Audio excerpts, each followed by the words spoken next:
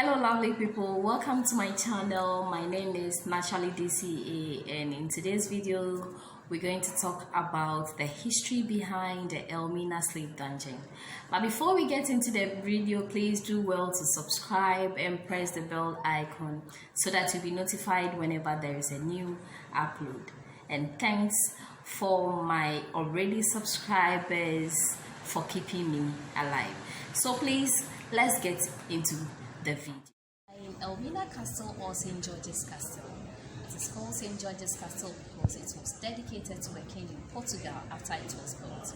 His name is St. George. In Elmina Castle because it is located in Elmina. The first Europeans to arrive here were the Portuguese. They came here in 1471 to trade and spread the gospel. The system of trade at that time was barter, that was exchanging goods for goods. So they came along with goods like guns, gunpowder, tobacco, liquor, used clothes, mirror, and others in exchange for gold, ivory, and spices.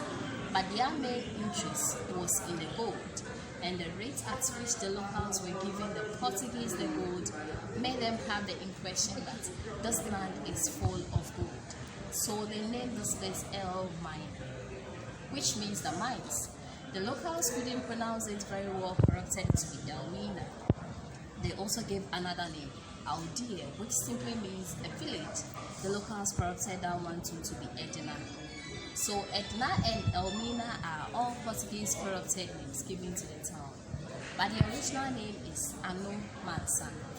Anumansa means an inexhaustible kind of water or water that does not get finished.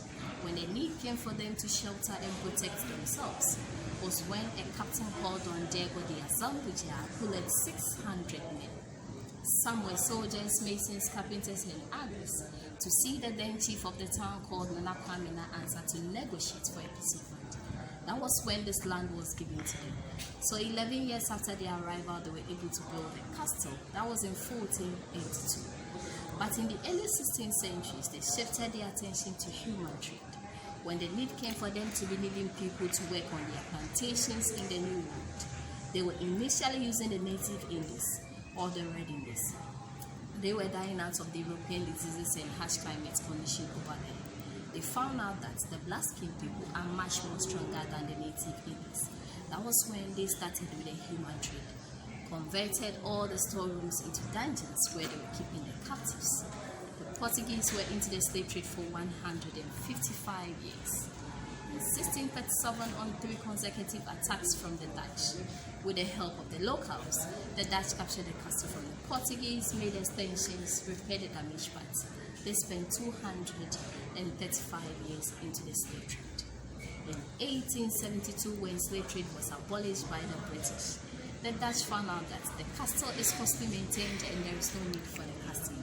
So the Dutch sold the castle to the British in exchange for their possessions in northern Sumatra in Indonesia. And the British at that time, they couldn't use Elmina Castle for their slave trading, but was rather using Cape Coast Castle for their slave trade. Used Elmina as their sub-administrative sectors and police training school. In 1939 to 45, the British brought men from all English-speaking countries in West Africa with the exception of Liberia, trained them as soldiers to fight for them in Burma and in India during the Second World War. They called them the Royal West Africa Frontier Force.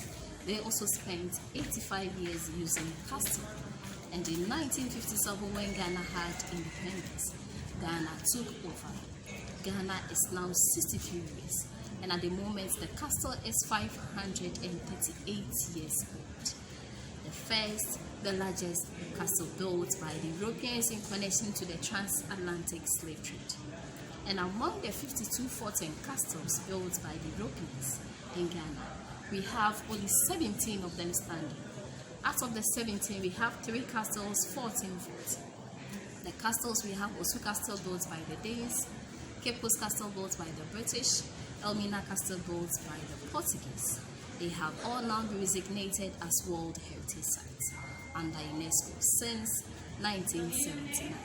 So, that's just a brief history about the Elmina slave dungeon. And please don't forget to subscribe and press the bell icon for more history. Thank you for watching.